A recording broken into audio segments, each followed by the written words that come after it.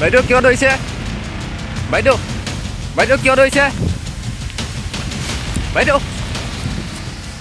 আগে আগে যুৱতী পিছে পিছে সাংবাদিক বাহনৰ মাজেৰে কেৱল দৌৰিছে আৰু দৌৰিছে বাইদেউ কিয় ধৰিছে বাইদেউ কিয় ধৰিছে বাইদেউ আচলতে হৈছে কি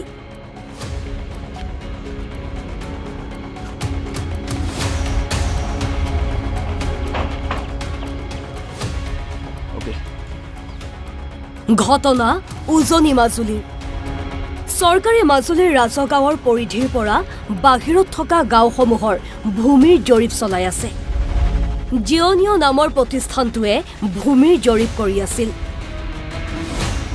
কিন্তু জৰীপত জড়িত কৰ্মচাৰীসকলে দুখীয়া চৰচাপৰিবাসীক ভূমিৰ অনলাইন কৰি দিয়াৰ নামত অসৎভাৱে ধন সংগ্ৰহ কৰে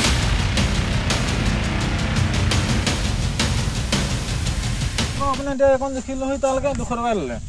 আপনি এখন এটা তিন ভাগ কৰিলে আপনি 200 কে আপনি 600 টকা ললে আকৌ হেকন একে মাটি একটা নামতে কৈছে ধক আকৌ হেকন আস্তাকে 200 টকা লৈছে কিমান গল আপনি এটা মোৰ সখ গল ইয়াৰ হেদা তো ইপাৰ কমান আছিল হেকন তেনেকে মানে 4 ভাগ হল মানে এই ভাগ মানে মাত্ৰ অকমান একে জাগাতে নাই মাটি মানে এটা মাটি মানে বলে হেই দুভাগ কৰিবলে মাটি বলে তো হেই কৰিবলে কি বুলি কয় লয় পইচাটো এটো মাত্ৰ কি বুলি কয় মানে মাত্ৰ পইচা লৈছে বলে পইচা 200 কে দিবলে এটো খৰচ আছে কি বুলি কৈছে তেলৰ খৰচ পইচা এটো ওপৰলে যাব বুলি কৈছে পইচা ওপৰলে যাব ওপৰলে কলৈ যাব বুলি নকইলে না এবো না খদা সবে দিছে নহয় নিলে মই এতিয়া 3টা 4টা দাগ হল 4টা দাগৰ কাৰণে মোক প্ৰত্যেক দাগতে 200 কে কৈছিলে মই দাগে প্ৰতি 2টা দাগত 300 কে দিলো দিয়া পা মোৰ 1200 টকা হলে ককাই ভাই তো বাদ কৰি পেলাই মোৰ নিজৰ গবিয়া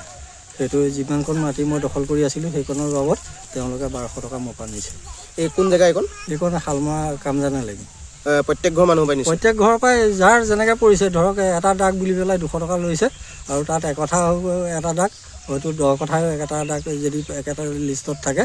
তেতিয়া তেনেকৈ সংগ্ৰহ কৰি লৈ গৈছে কি বুলি কয় পইচা কৈছে যে আমি দূৰণিৰ পৰা আহিছো গাড়ী খৰচ আছে তেলৰ খৰচ আছে আৰু খোৱা কি আছে সেইটো কথাৰ কাৰণে আমাক কেইটামান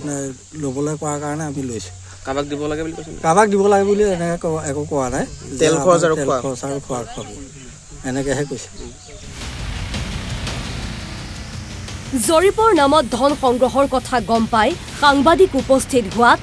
জৰীপত জড়িত সদস্যই পলাই পত্ৰং দিয়ে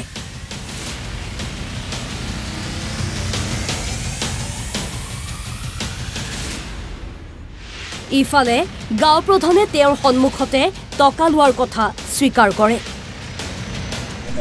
তেওঁলোকে ফাৰ্ষ্ট ডে আহোঁতে মোক এদিন কৈছিলে কিবা এটা খৰচা এটা আছে তেওঁলোকৰ বোলে গাড়ী চাই লৈ আহিব লাগে কিহৰ খৰচ আছে খোৱা বোৱাৰ লগত খোৱা বোৱাৰ কাৰণে মানে লাগে বুলি কৈছিলে মানে অতিৰিক্ত পইচা নহয় বোলে কিবা এটা সামান্যতম কিবা এটা লাগে ল'ব বোলে খোৱা বোৱা যাতায়াতৰ কাৰণে বোলে সেইটো কৈছিলে কিমানকে লৈছে দাগ এটাতে 200 টকা বা 100 টকা তেনেকেও লৈছে কিন্তু আমি এতিয়া গম পাওঁতে আমাৰ যিটো অভিযোগ যিটো কল ৰেকৰ্ড আছে তেওঁলোকে 400ৰ পৰা 1000 টকা ভিতৰত লৈছে পইচা মই থকাত মানে এটা দাগত তেওঁলোকে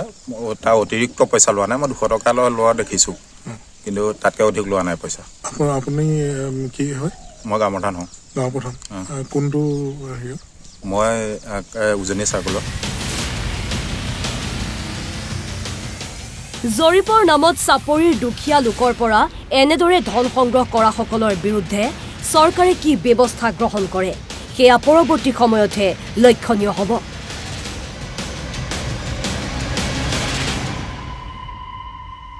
মাজুলীৰ পৰা ৰজনীকান্ত বৰদলৈ অসম লাইভ 24